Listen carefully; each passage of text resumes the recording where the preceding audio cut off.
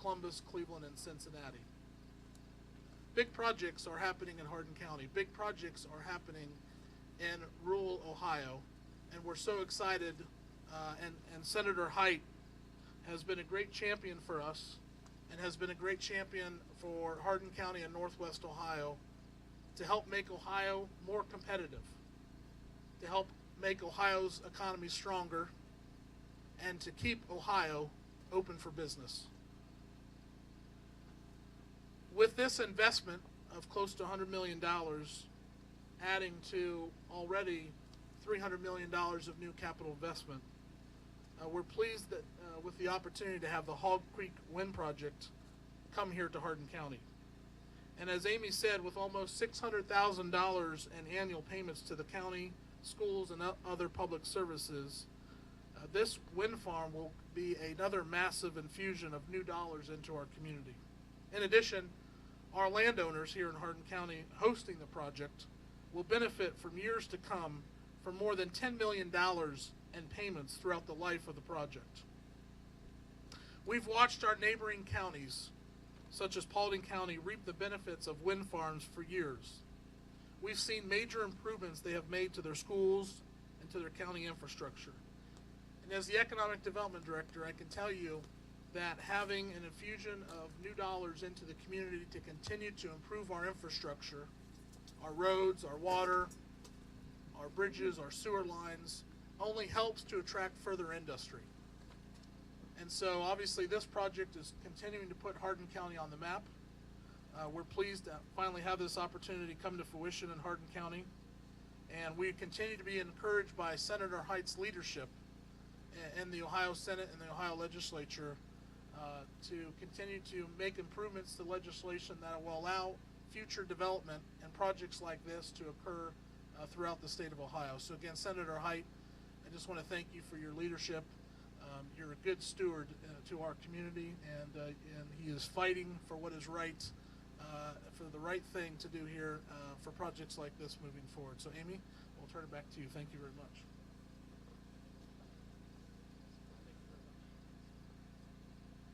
Thank you, John, and now we'll turn it over to Kenny Williams, the president and co-owner of Kent Williams Drainage Company.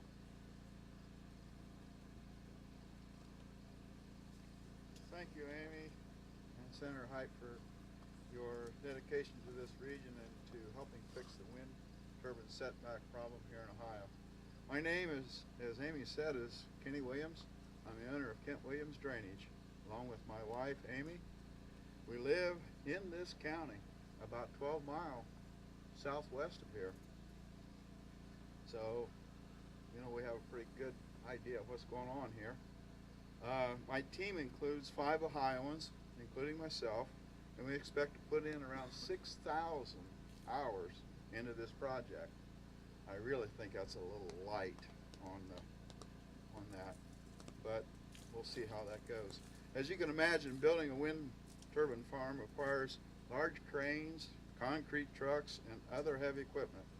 Our company follows behind the construction equipment, and we repair any damage that is done to the drain tile. The drain tile that we're working on is similar to this. In fact, some of this even come out of the ground here. It's our task to repair this back as good as it was before, so that the landowners can again have drainage in their fields and be able to raise a crop. The wind energy is just another crop for these landowners, and we hope that our company can continue to assist wind farm development around the region. I would like to thank EDPR, Res America, and White Construction for all their, and all the other companies involved in this wind farm project, for their dedication to safety and professionalism. It is unbelievable the amount of professionalism we have witnessed on this project. We're looking forward to having the Hog Creek Wind Project as our neighbor, and to continue to work with them and any other wind turbine companies that come into our area. Thank you for your time.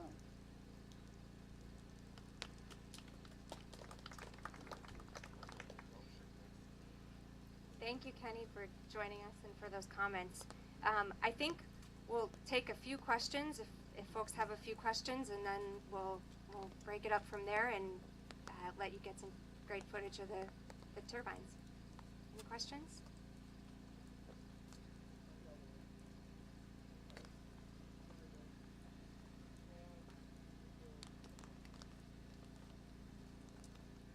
The question was, do we have any support in the House? And yes, we do. And that was part of the groundswell I was talking about. We're getting more and more members of the House to say, hey, this is the right thing to do. And it's economic development for the state of Ohio. We're talking $4.2 billion in investments just in projects that could exist if we just change the setback law. And that's just in the short term. I mean, one thing I probably failed to mention, Ohio leads the United States in wind turbine manufacturing companies and entities. And they're doing well. They're selling their stuff all over the country except here. And some people say, well, they're doing all right. Well, they could do so much better. Think about if they're putting in a bid in Ohio. I want Ohio people doing Ohio projects. And this is a chance. And with our legislation, you'll see that happen. And so I'm proud of those companies, but they're begging us to get this done so they can even make more money. That's understandable. Puts more people to work, stimulates the economy. It's like John Cross said, we want to be open for business. We keep saying we're open for business, so let's open the door. I did answer your question actually too, didn't it? Well, yeah, and the Indians are great. Yeah, he's from Cleveland. I got to talk about the Indians. How will the bill change the setback law? The setback law that we had when these projects were done back in the other days was at a certain limit, and what it does, it increases that limit so there's more safety room between where the turbine is, the height of the turbine and the blade, to a property line and an inhabited dwelling. And there are two facets of that bill. I can get you copies of it. We just wrote it up. It's really not a difficult read, but what it did, it just moved it a little bit into what some people wanted who were against these projects, more safety room. But it doesn't hinder the people that want to do these projects. So it was a really nice compromise. I wish I had brought a map with me that shows you exactly what I'm talking about, because it would be so clear to you. But I'll do it with my hands. There's a chart in your press packet, so my goodness, thank you. See, I didn't even, but I do want to tell you this, because if you looked at a map from overhead of what we did 3 years ago, you would see that the safety zone that we put around, the buffer zone around somebody's property that did not want wind projects, ate up the entire area. And if they're connected areas, it would stymie any attempt to do any project whatsoever. There's just no room to do it. And so the compromise was just to bring that down a little bit. You can still work around that area, and it's not that limited setback law that we once had. And the industry has said, we can do this. They want to come where people want them. I mean, it would be silly to go places where people don't want you.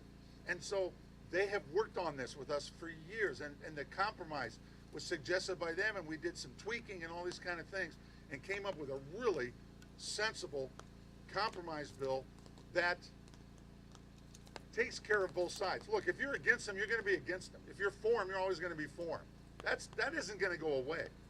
But the compromise is fair.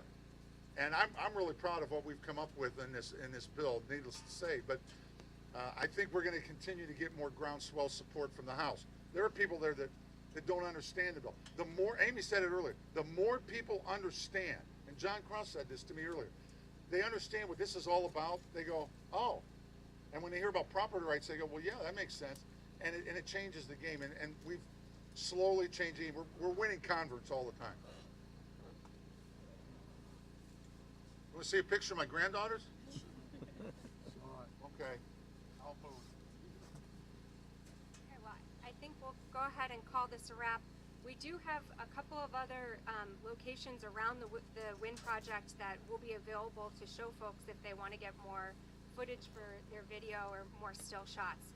So come find me if you're interested in getting a little bit more B-roll or more background footage. But thank you so much for joining us. Thanks for bearing with the weather, and please enjoy the Hog Creek Wind Project. That's from Hog Creek if it's Hardin County, right? I get a cutaway shot of Oh, that. absolutely. If we stand back here real quick, I'd love that, and I'm gonna make sure that's. I'm gonna have you just kind of hold it like you did up on the podium, and I'll just zoom it on. Just kind of like you were holding it, like you did. Like this. Yep. And I'm just gonna. You can stand right here. Yeah, they're the best, aren't they? I have 3 Oh, my already, and gosh. whatever they want.